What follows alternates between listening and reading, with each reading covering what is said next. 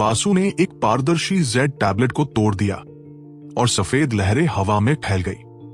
राघव उन लहरों से घिर गया। सफेद लहरें ऊपर उठने लगी, राघव और वासु को हवा में ले गई, उन्हें युद्ध के मैदान से दूर कर दिया। राघव हिला नहीं, उसने वासु को उसे दूर ले जाने दिया। जब वे अंततः एक निश्चित ऊंचाई पर पहुंचे तो सफेद लहरें आखिरकार ऊपर उठना बंद हो गई। यह प्राचीन युद्ध के मैदान के दिव्य मंच का एक टूटा हुआ टुकड़ा है। हालांकि यह पहले ही टूट चुका है, फिर भी ये एक युद्ध क्षेत्र को बुला सकता है जिसमें दूसरे हस्तक्षेप नहीं कर सकते। लाइफ स्टार विशेषज्ञ भी दखल नहीं दे सकते। वासु ने कहा, क्या तुम्हें दूसरों के मुझे बचाने की चिंता है? चिंता मत करो, आज मरने वाला निश्चित रूप से तुम होगे। राघव ने सिर हिलाया। हाँ, कितने अहंकारी हो। वासु हंसा, उसकी आवाज में तिरस्कार भरा था। यह अहंकार नहीं है, यह केवल मेरा आत्मविश्वास है। तुम चाहे किसी भी दर्जे के सेलेस्टियल क्यों न हो, जब तक हम एक ही क्षेत्र में हैं, हारने वाले निश्चित रूप से तुम होगे। ये मेरे अनुभव किए अनगिनत जीवन और मृत्यु के युद्धों से बना हुआ अटल नियम है, राघव ने कहा। यह सच में अहंकार नहीं था। अब तक राघव ने अपने ही क्षेत्र के लोगों के खिलाफ एक निर्दोष रिकॉर्ड बनाए रखा था। इस तरह का आत्मविश्वास शक्तिशाली दुश्मनों की लाशों के पहाड़ पर कदम रखने का नतीजा था। इस आत्मविश्वास को हिलाया नहीं जा सकता था।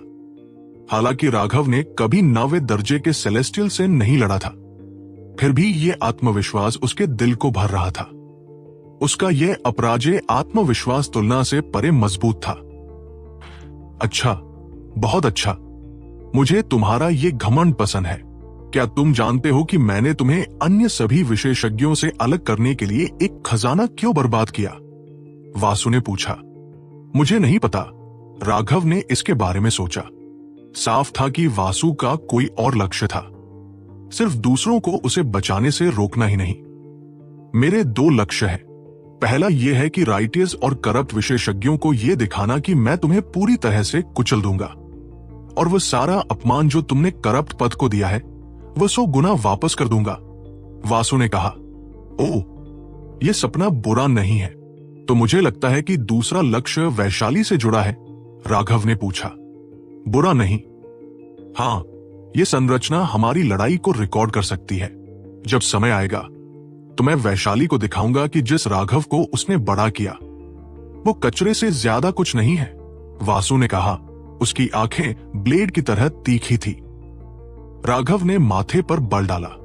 मुझे उत्सुकता है, तुम वैशाली और मुझे एक साथ देखने पर इतने आमादा क्यों हो? यह कुछ ऐसा था जिसके बारे में राघव उत्सुक था। वासु ने जो कहा था उसके आधार पर वैशाली ने सिर्फ उसका नाम लिया था, लेकिन वासु उससे इतनी नफरत करता था। उसका हाव भाव ऐसा था जैसे वह उसे काटकर खा जाना चाहता हूं, क्योंकि मैं वैशाली के पीछे पड़े लोगों में से एक हूं, वासु ने ठंडे लहजे में कहा। उससे मेरा कोई लेना देना नहीं है। उसी ने तुम्हें काटा, मैंने नहीं, राघव ने कहा। वैशाली ने कहा कि उसकी नजर में तुम, राघव, ही एकमात्र असली मर्द हो। जहां तक हमारी बात है, हम कचरा है। मर जाओ, कमीने। वासु की आंखों से मानो आग निकल रही थी और ऐसा लगा जैसे उसका सारा गुस्सा तुरंत फूट पड़ा हो।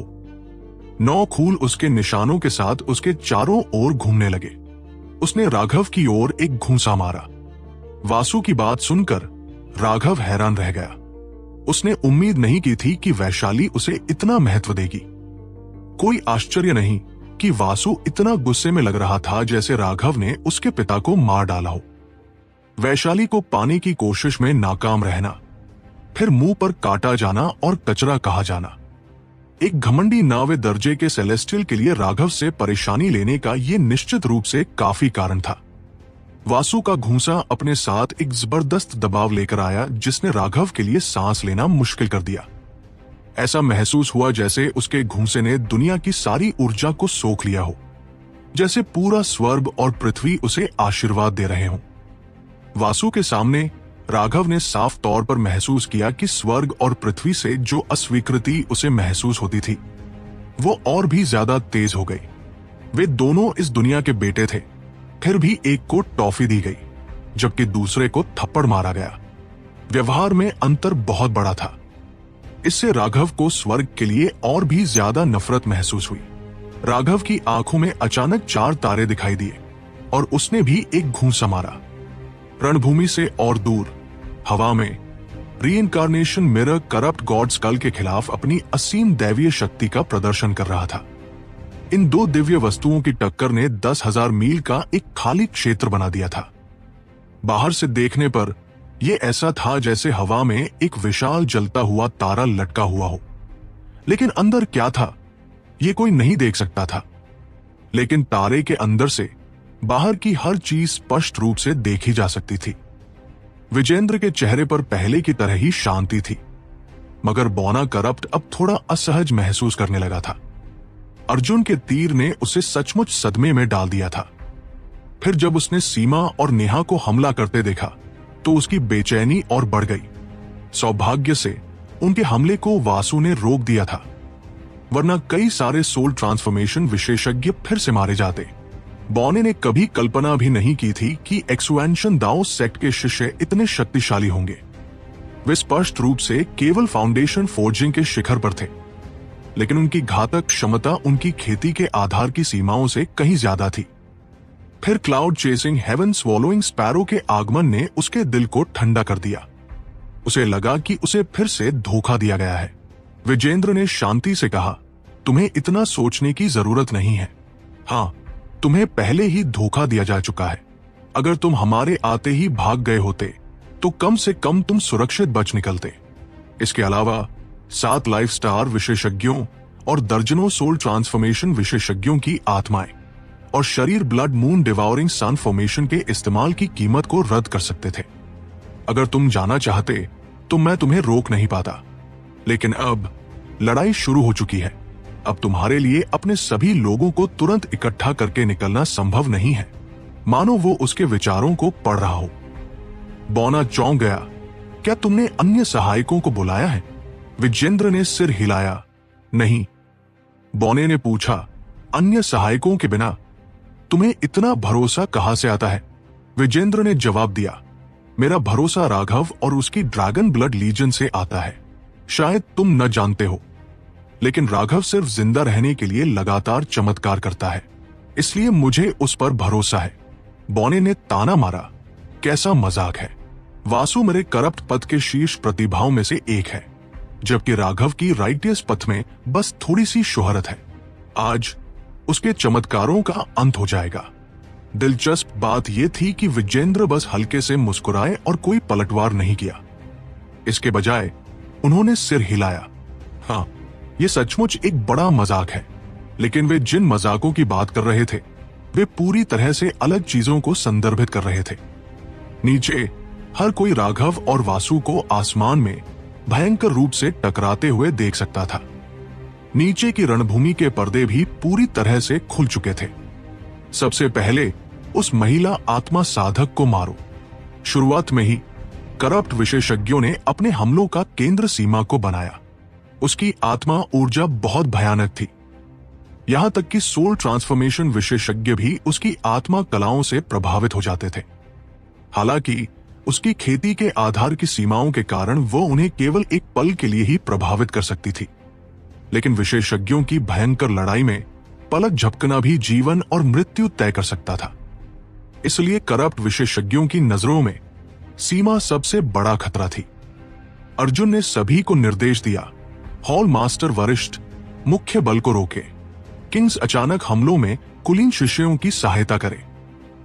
ड्रैगन ब्लड योद्धा उनके फाउंडेशन फोर्जिंग तोप के चारे कैनन फॉडर का सफाया कर दे। उसने अपना सुनहरा कवच पहना हुआ था और उसके हाथ में एक अधिक उचित आकार का क्रॉसबो था।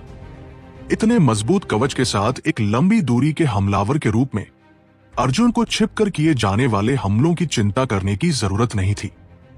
वह तेज और फुर्तीला था, जो उसे अपनी तरफ से निर्देश देने के लिए सबसे अच्छा विकल्प बनाता था। हरामखोर, तुम किसे तोप का चारा कह रहे हो? अर्जुन की आवाज उसके कवच से और बढ़ गई थी, जिससे उसमें एक धात्विक ध्वनि आ गई थी। लेकिन यह रणभूमि के हर कोने में गूंज उठी और परिणाम स्वरूप उसने करप्ट विशेषज्ञों को भड़का दिया। वो तुम्हारी बात कर रहा था।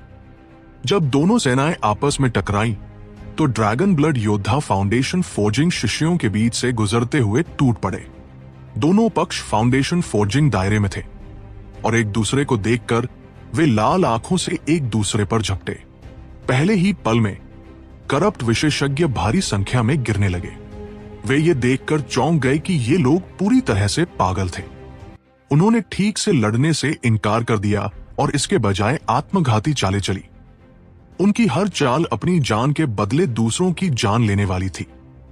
यहां तक कि अपनी क्रूरता के लिए प्रसिद्ध करप्ट पद भी इस तरह लड़ाई शुरू नहीं करता था। हालांकि वे कभी कभी ऐसा भी करते थे, लेकिन वह केवल तभी होता था जब कोई और विकल्प न हो, न कि लड़ाई की शुरुआत में ही। क्या ये ड्रैगन ब्लड योद्धा पागल थे? करप्ट विशेषज्ञ एक पल के लिए हक्के बक्के रह गए। तुम ठीक से क्यों नहीं लड़ सकते? मरने से ठीक पहले करप्ट विशेषज्ञों में से एक चिल्लाया, अपने अंतिम विचार व्यक्त करते हुए। कौन लड़ाई की शुरुआत में ही आत्मघाती हमला करता है? इन लोगों को पागल कहने के अलावा और कैसे वर्णित किया जा सकता है? करप्ट विशेषज्ञों में से एक चिल्लाया, हरामखोरों, ऐसे लड़ने से कौन डरता है? हम भी यही कर सकते हैं। इस तरह जारी रखना कोई विकल्प नहीं था। हालांकि उनकी संख्या 30,000 से अधिक थी, जो ड्रैगन ब्लड लीजन की संख्या से 3 गुना थी। लेकिन जल्द ही इन पागलों द्वारा उनका सफाया कर दिया जाएगा। अब उन्हें इस बात में मुकाबला करना था कि कौन ज्यादा पागल है और कौन ज्यादा बेरहम है। खून के छींटे उड़े, अंग हवा में उड़ने लगे। करप्ट विशेषज्ञों में से एक चिल्लाया, धिक्कार है, उन सभी के पास किंग आइटम कवच कैसे हो सकता है? जैसे जैसे दोनों पक्ष पागलपन से लड़ रहे थे, करप्ट पक्ष को एहसास हुआ कि ड्रैगन ब्लड योद्धाओं में से प्रत्येक ने शक्तिशाली कवच पहन रखा है। जब तक वे अपने सिर को बचाकर रखते थे, उन्हें मारना बेहद मुश्किल था। उनके पास सहायता के लिए लकड़ी, वुड, गुण वाले विशेषज्ञ भी हैं। पहले उन्हें मारो। करप्ट विशेषज्ञ गुस्से से लगभग पागल हो गए। 1 दर्जन लोगों का बलिदान करने के बाद उनमें से एक अंततः ड्रैगन ब्लड योद्धाओं में से एक को गंभीर रूप से घायल करने में कामयाब रहा। करप्ट विशेषज्ञ बस घातक हमला करने ही वाला था कि उस योद्धा पर एक हरी रोशनी पड़ी, जिससे वो पूरी तरह से फिर से जीवंत हो गया। राघव ने इन उपचार योद्धाओं को तैयार करने पर विशेष जोर दिया था। ग्रैंड एक्साई छोड़ने के बाद उसने 4 नेशंस एंशिएंट रेमनेंट में जमा किए गए हेवनली दाओ फ्रूट्स को हुयू सेक्ट को भेज दिया था, जिसने उन्हें एक्सपेंशन दाओ सेक्ट को भेज दिया था। अब ये सभी उपचार योद्धा रैंक 7 के सेलेस्टियल्स थे और उनकी लकड़ी की ऊर्जा और भी शुद्ध हो गई थी। उन्होंने एक्सपेंशन कैटलॉग से जो हासिल किया था, उसे जोड़ने पर उनकी उपचार क्षमताओं में भारी प्रगति हुई थी। ड्रैगन ब्लड योद्धा द्वारा प्राप्त किसी भी चोट, चाहे वो आंतरिक हो या बाहरी, को तुरंत ठीक किया जा सकता था। ड्रैगन ब्लड योद्धा करप्ट पद के फाउंडेशन फोर्जिंग शिष्यों से टकराए। संख्या में असमानता के बावजूद ड्रैगन ब्लड योद्धाओं में भयानक मारक क्षमता थी और उन्होंने करप्ट फाउंडेशन फोर्जिंग शिष्यों के बीच से अपना रास्ता बनाते हुए उनका वध कर दिया, जिससे वे बार बुरी तरह पीछे हटने को मजबूर हो गए। आगे सोल ट्रांसफॉर्मेशन विशेषज्ञों की लड़ाई थी। ये रणभूमि अराजक थी। करप्ट पद की ओर केवल सोल ट्रांसफॉर्मेशन विशेषज्ञ शामिल थे, जबकि एक्सपेंशन दाओ सेक्ट के पास सोल ट्रांसफॉर्मेशन दायरे, जेड कोर दायरे और फाउंडेशन फोर्जिंग दायरे के लोग थे। हालांकि अर्जुन के शुरुआती हमले ने उनमें से 70 से अधिक को मार दिया था। करप्ट पद की ओर अभी भी 400 से अधिक सोल ट्रांसफॉर्मेशन विशेषज्ञ थे। जहां तक एक्सपेंशन दाओ सेक्ट का सवाल था, उनके पास केवल 80 से कुछ अधिक सोल ट्रांसफॉर्मेशन विशेषज्ञ थे। हालांकि उनके पास 700 से अधिक जेड कोर किंग्स थे। वे एक्सपेंशन दाओ सेक्ट के कुलीन थे जिनके पास महान शक्ति थी। उनके अलावा सीमा, नेहा और अन्य फाउंडेशन फोर्जिंग शिष्य थे।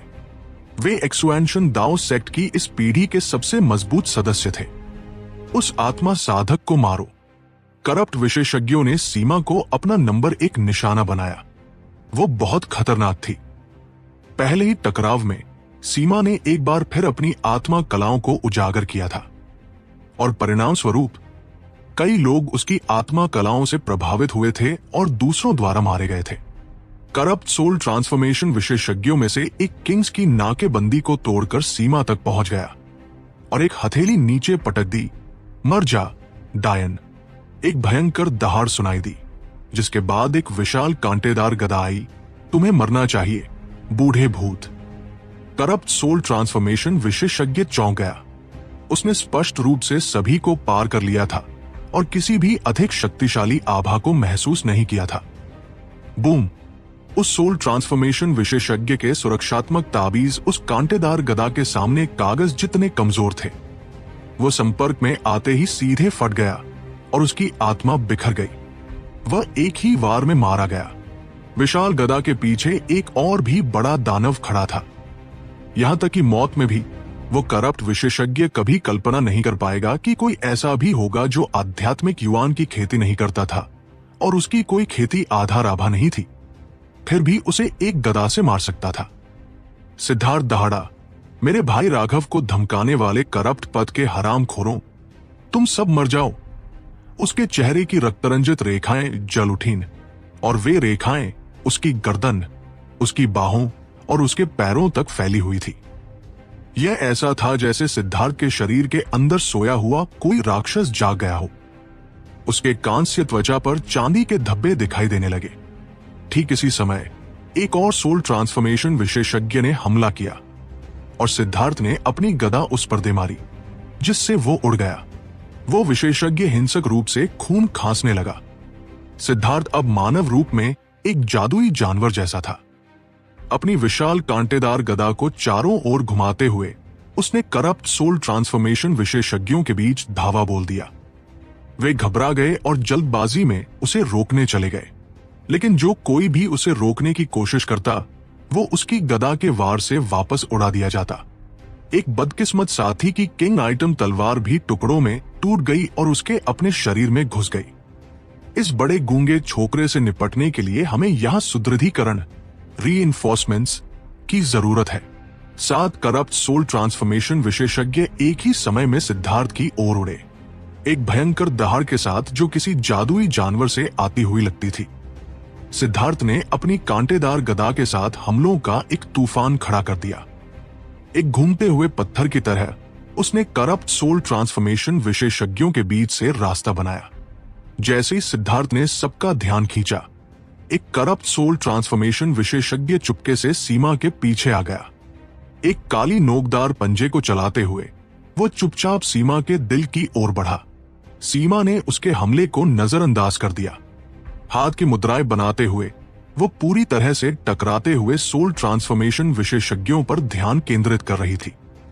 आखिरकार वे मुख्य शक्ति थे।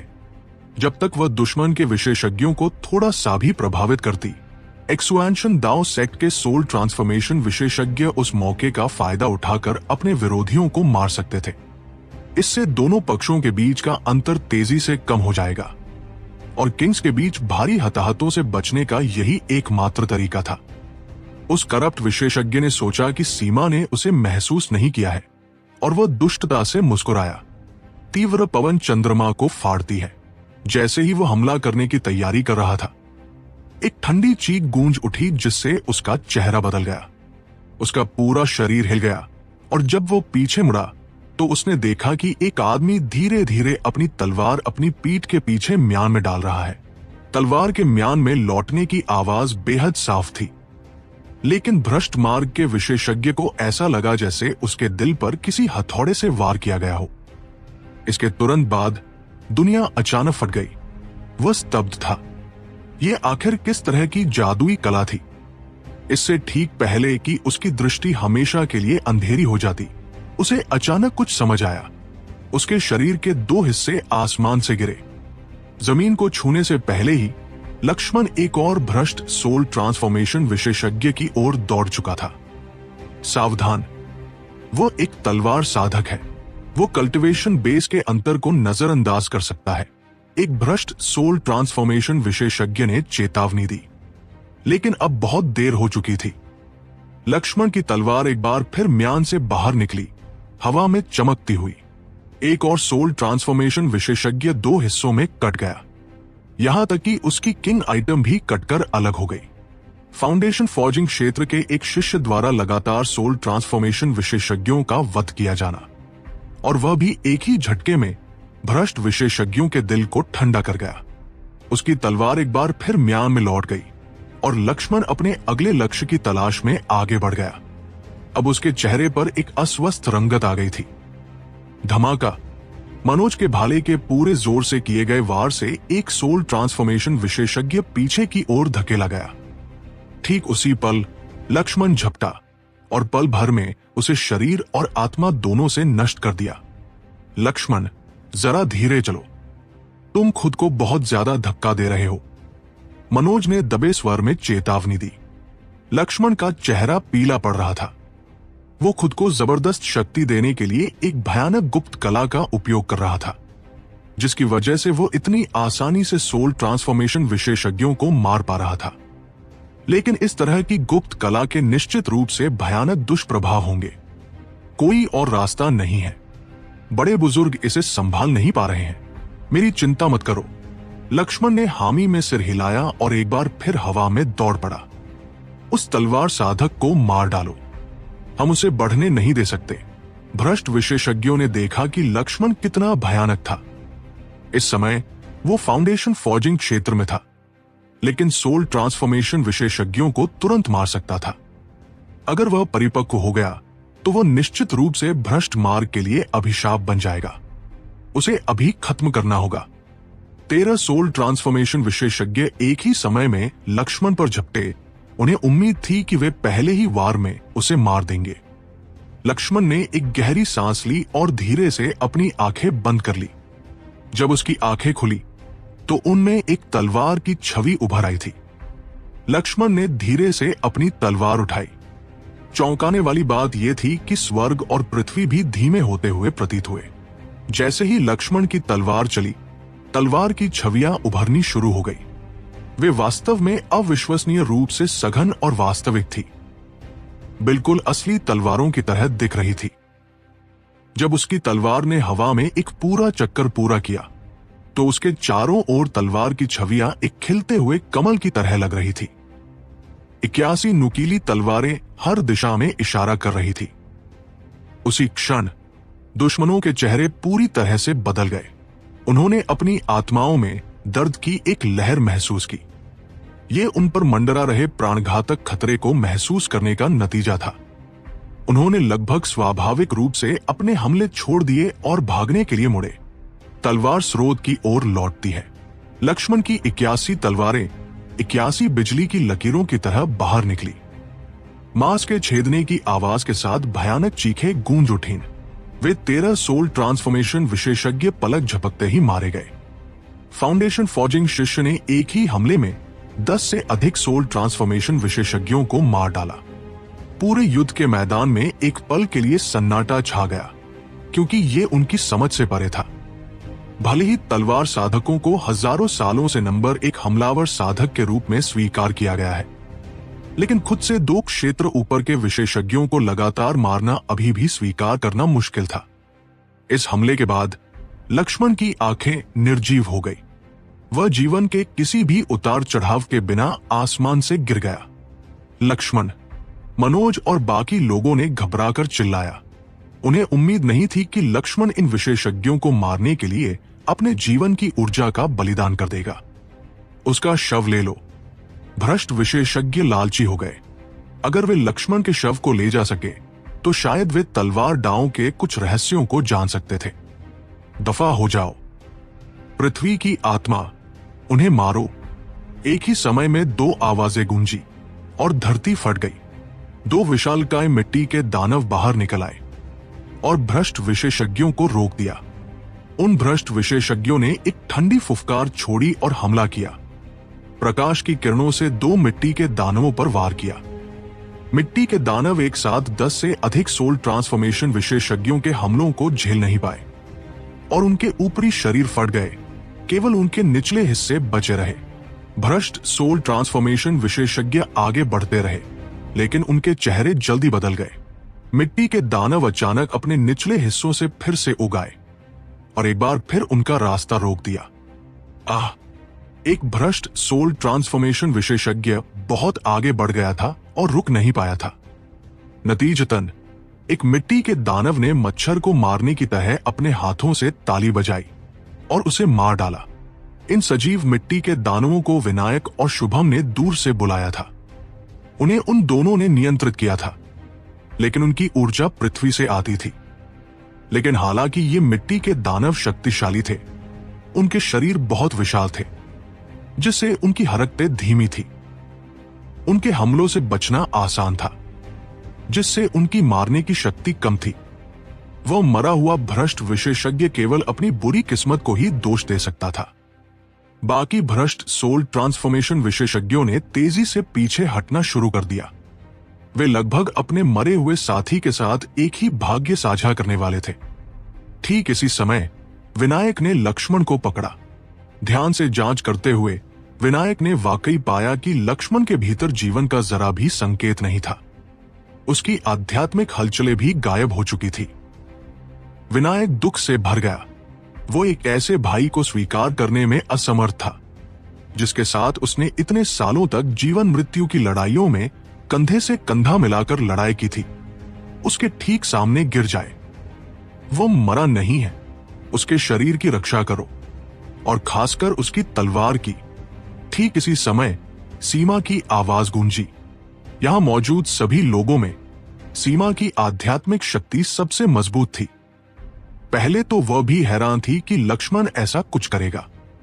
यह अभी सही समय नहीं था, लेकिन उसने जल्दी ही महसूस किया कि अपने आखिरी हमले में लक्ष्मण की आत्मा और यहां तक कि उसका जीवन भी उसकी तलवार में समा गया था। यही वजह थी कि वह इतनी चौंकाने वाली शक्ति का प्रदर्शन कर पाया था। इस समय उसकी आत्मा और जीवन ऊर्जा सब उसकी तलवार के भीतर थे, जबकि उसका शरीर एक खोल बन गया था। उसने ऐसा क्यों किया था, यह कोई नहीं जानता था, लेकिन चाहे जो भी हो, उसने शुरुआत में ही इतने सारे भ्रष्ट सोल ट्रांसफॉर्मेशन विशेषज्ञों को मारकर दूसरों पर से दबाव को बहुत कम कर दिया था। एक्सुएंशन दाओ सेक्ट के किंग्स के मरने की दर बहुत धीमी हो गई थी। सीमा की बातों से सभी खुश हो गए। विनायक ने जल्दी से एक ताबूत बुलाया और लक्ष्मण और उसकी तलवार को सावधानी से उसके अंदर रखा। बस ऐसे ही उसने ताबूत को अपनी पीठ पर लाद लिया। इस समय अनिल और केतन हैरान थे। पहले अर्जुन, सीमा और नेहा हमला कर रहे थे, फिर सिद्धार्थ, लक्ष्मण, मनोज, विनायक और शुभम इतनी चौंकाने वाली शक्ति का प्रदर्शन कर रहे थे, उन्हें लगभग विश्वास नहीं हो रहा था। शांभवी, रंजिता, गणेश, मनीषा, मुकेश और बाकी लोग भी पूरी ताकत से लड़ रहे थे। उनकी युद्ध शक्ति भी बहुत ज्यादा थी। इन शक्तिशाली चेहरों को देखते हुए अनिल और केतन को लगा जैसे वे आम लोग बन गए हों। वे अब हेवन स्प्लिटिंग बैटल सेक्ट के शिखर के स्वर्गीय प्रतिभाशाली नहीं थे। लानत है भाई, हमें भी कुछ इज्जत तो कमानी होगी। ये तो बस राघव के अधीनस्थ है और हम उसके भाई हैं, अनिल ने चुपके से केतन से कहा। केतन ने सिर हिलाया। आज उसे काफी झटका लगा था। इनमें से हर साथी पिछले वाले से ज्यादा भयंकर था। अगर ऐसा ही चलता रहा तो वे दोनों बस एक्स्ट्रा बनकर रह जाएंगे। यह अस्वीकार्य था। अगर वे राघव की बराबरी नहीं कर सकते तो ठीक है, आखिरकार वह एक दानव था। लेकिन अगर वे दूसरों की भी बराबरी नहीं कर पाए तो वे फिर कभी किसी को अपना मुंह नहीं दिखा पाएंगे। मिलकर काम करते हैं। केतन और अनिल ने एक दूसरे को देखा। इतने सालों से साथ रहने के कारण वे तुरंत एक दूसरे के विचार समझ गए। उनकी त्वचा पर शल्क जैसे रंग छा गए, क्योंकि उन्होंने बैटल गॉड ब्लेसिंग को सक्रिय कर दिया था। वे रंग खून के रंग के हो गए, क्योंकि उन्होंने अपनी स्पिरिट ब्लड को भी सक्रिय कर दिया था। गुस्साए शेरों की तरह उन्होंने एक जोरदार दहाड़ लगाई और एक भ्रष्ट सोल ट्रांसफॉर्मेशन विशेषज्ञ की ओर झपटे। Split the heavens 4। दो विशाल तलवार की छवियां एक भ्रष्ट सोल ट्रांसफॉर्मेशन विशेषज्ञ की ओर टकराई। उस विशेषज्ञ ने तेजी से उन्हें रोका। एक जोरदार विस्फोट की आवाज के साथ उसने खून की उल्टी कर दी, लेकिन इससे पहले कि वह कहीं जा पाता, एक और तलवार की छवि गिरी और उसे टुकड़ों में उड़ा दिया। अनिल और केतन का सहयोग दोष रहित था। हालांकि ऐसा लग रहा था कि उन्होंने एक ही समय में हमला किया था।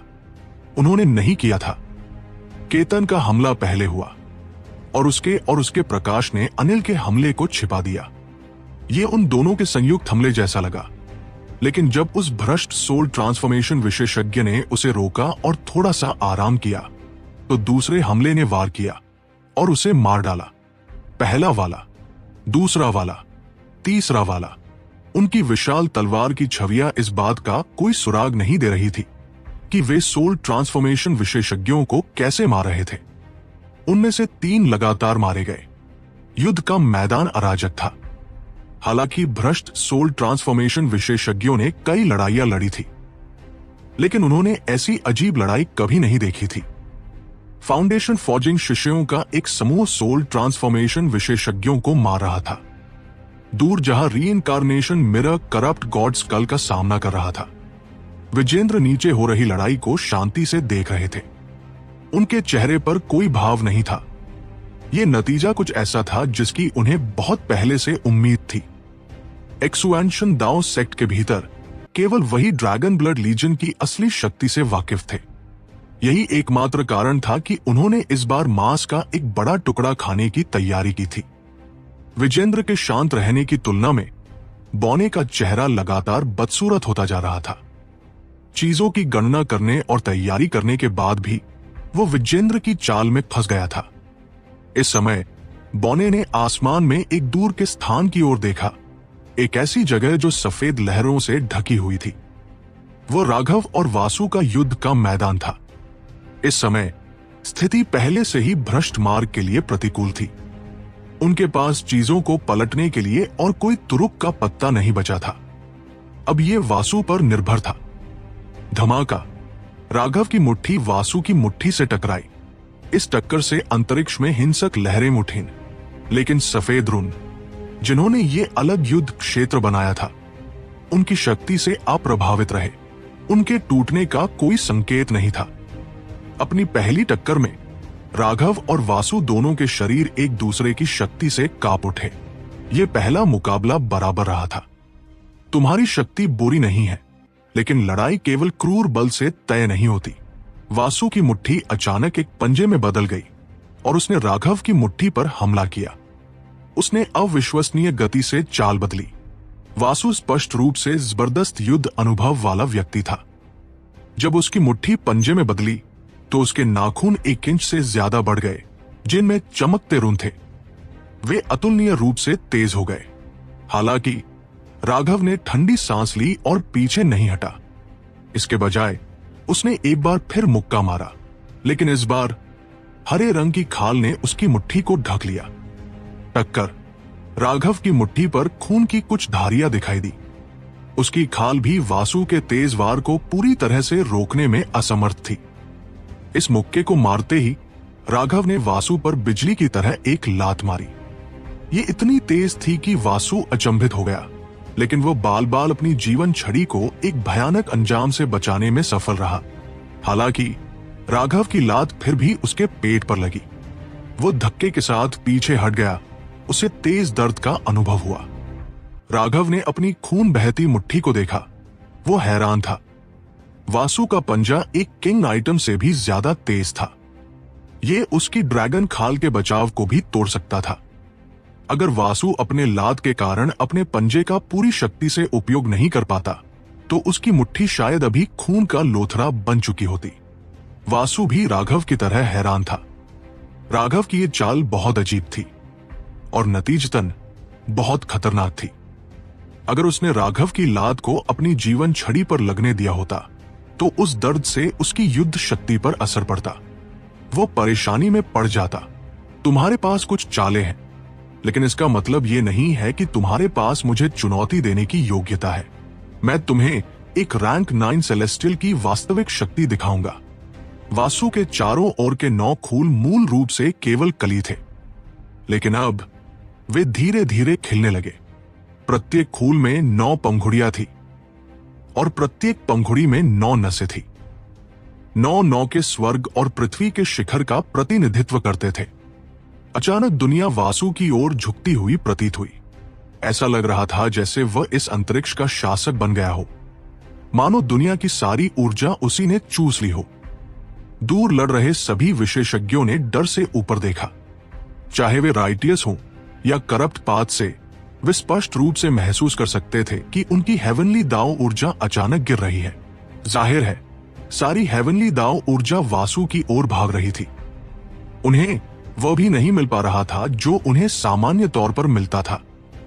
चूंकि हर कोई सेलेस्टियल था, वे सभी बराबर रूप से कमजोर हो गए, जिससे उनके बीच शक्ति का अंतर नहीं बदला। लेकिन कुछ बदकिस्मत साथी थे। वे करप्ट सोल ट्रांसफॉर्मेशन विशेषज्ञ थे जो सिद्धार्थ से लड़ रहे थे। उनकी शक्ति गिर गई थी, जबकि सिद्धार्थ पर कोई असर नहीं पड़ा था। सिद्धार्थ के क्लब के सिर्फ एक झटके से वे अब संभलने में सक्षम नहीं थे। मूल रूप से संतुलित लड़ाई तुरंत पलट गई।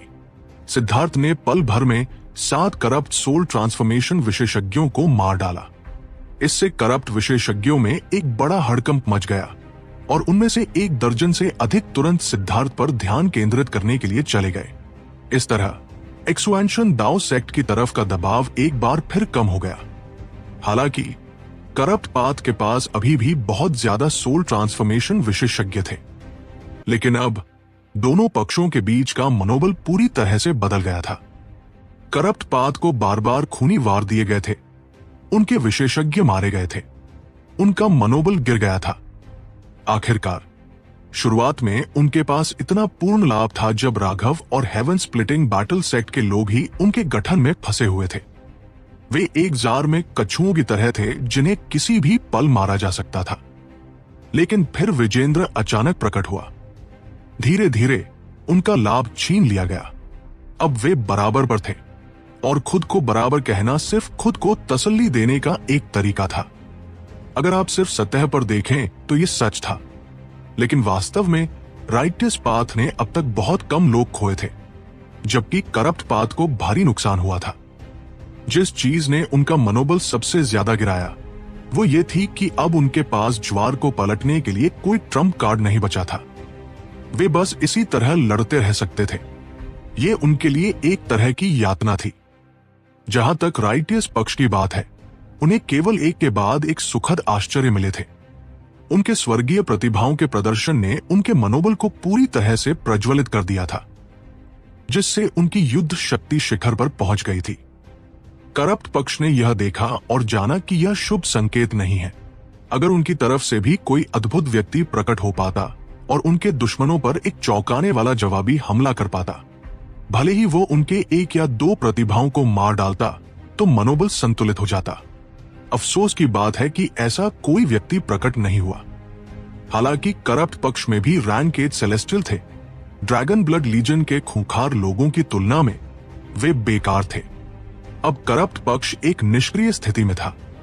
वे एक मौके का इंतजार कर रहे थे और उनकी ज्यादातर उम्मीदें आसमान में चल रही लड़ाई पर टिकी थी।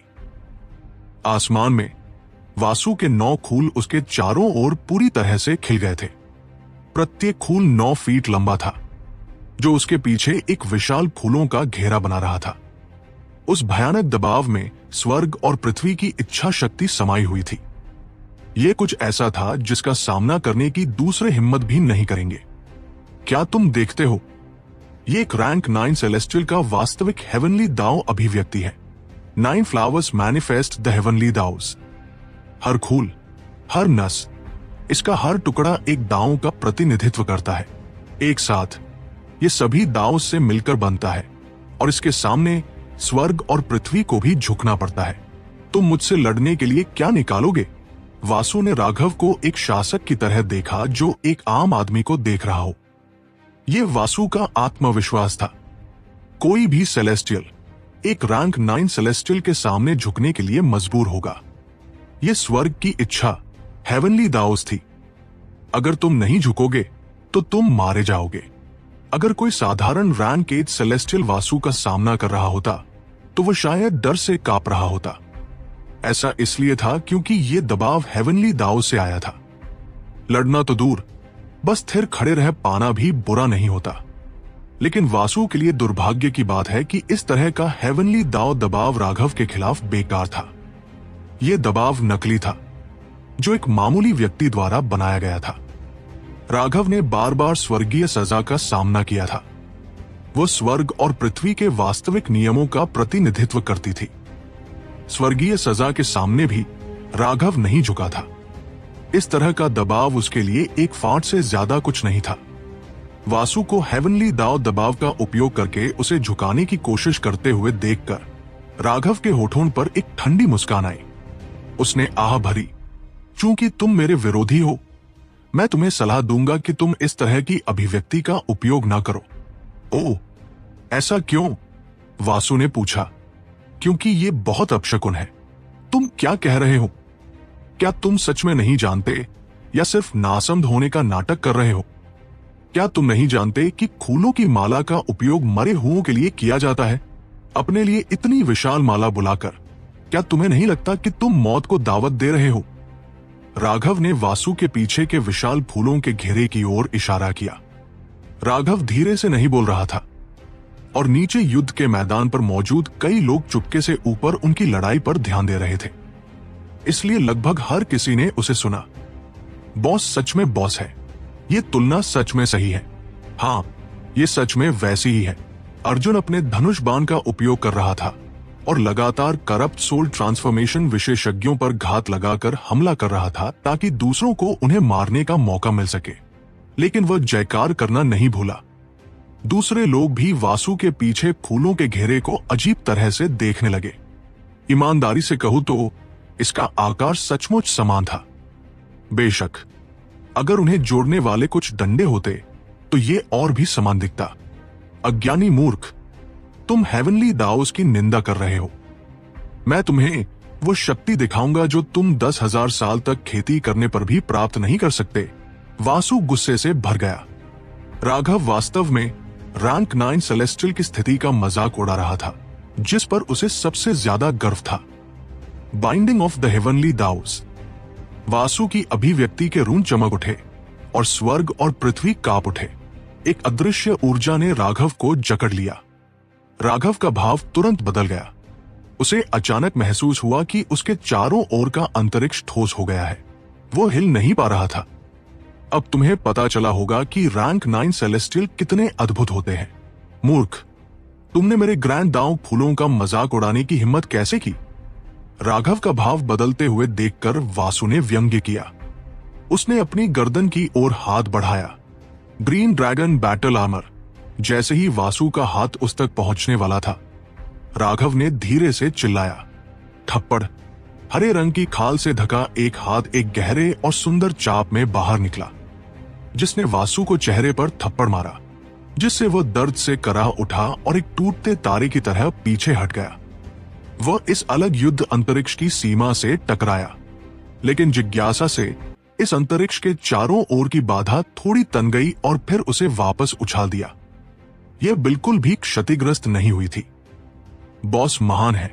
राघव के थप्पड़ ने करप्ट विशेषज्ञों को पूरी तरह से हक्का बक्का कर दिया। केवल अर्जुन ने तुरंत जयकार की। अर्जुन जानता था कि राघव ड्रैगन ब्लड लीजन की आत्मा है। उसके कोई भी कार्य ड्रैगन ब्लड वॉरियर्स के मनोबल को बढ़ा सकते थे। बॉस महान है, जैसा कि अपेक्षित था। ड्रैगन ब्लड वॉरियर्स सभी ने एक विस्फोटक चिल्लाहट निकाली। राघव के इस थप्पड़ ने उनके मनोबल को आसमान पर पहुंचा दिया। उनके दिलों में राघव एक अजय देवता थे, लेकिन उनका विरोधी एक भयानक रैंक 9 सेलेस्टियल था जो अन्य सभी स्वर्गीय प्रतिभाओं को दबा सकता था। इस महान दूरी पर भी उन्होंने उससे अत्यधिक दबाव महसूस किया। हालांकि राघव को सेलेस्टियल रैंक की परवाह नहीं थी। चाहे कुछ भी हो, वो अभी भी लोगों को चेहरे पर थप्पड़ मारकर हवा में उड़ा सकता था।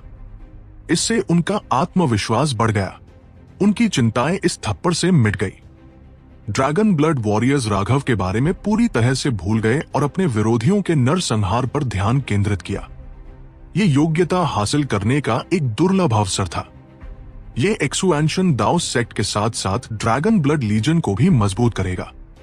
राघव, अगर मैंने तुम्हारी खाल नहीं उतारी, तुम्हारी सारी मांसपेशियां बाहर नहीं निकाली, तुम्हारा दिल बाहर नहीं निकाला और तुम्हारी आत्मा को शुद्ध नहीं किया, तो मैं वासु कसम खाता हूं कि मैं इंसान नहीं हूं। वासु ने एक उग्र दहाड़ निकाली। उसके पीछे के खूल कांप उठे क्योंकि वह एक बार फिर अभूतपूर्व जानलेवा इरादे के साथ राघव की ओर तेजी से बढ़ा। फिलहाल वासु एक उग्र शेर जैसा दिख रहा था। चारों ओर की आसमानी शक्ति उसके चारों ओर लिपटी हुई थी। ऐसा लगता था मानो आकाश भी क्रोधित हो उठा है।